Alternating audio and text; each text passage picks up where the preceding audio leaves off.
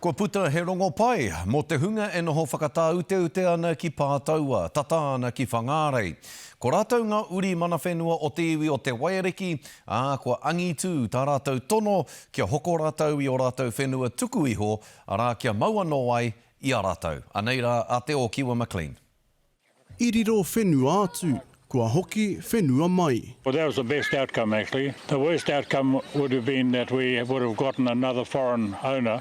Kua tau ngā mauri o Ngāti Taka, Ngāti Korora me te Waiariki. Kua whakahokia te whenua ki pūkahakaha ki a rātou, a koni atu I te waru te kautau, e ngaro atu ana. Ko te mate, ko paroparo katoa ngā pūkoro ina ene. Ko ata toro atu te ringa o te iwi ki roto I ngā pūkoro, te kohi mai I ngā hirini.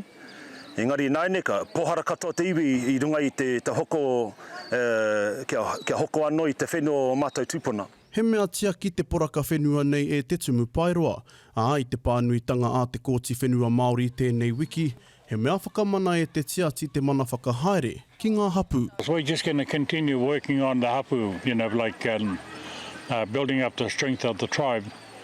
Like I say, we've been at odd ends with each other for quite a few years now, and that's what this noho has done, is brought us together.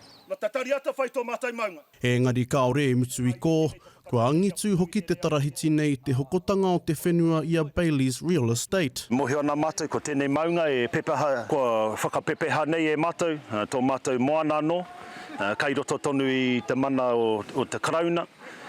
Nō reira, he timatanga nohi o tēnei koia tētahi hua kua whakaoki mai kia mātou, e pai ana tērā, engari he timatanga nohi o.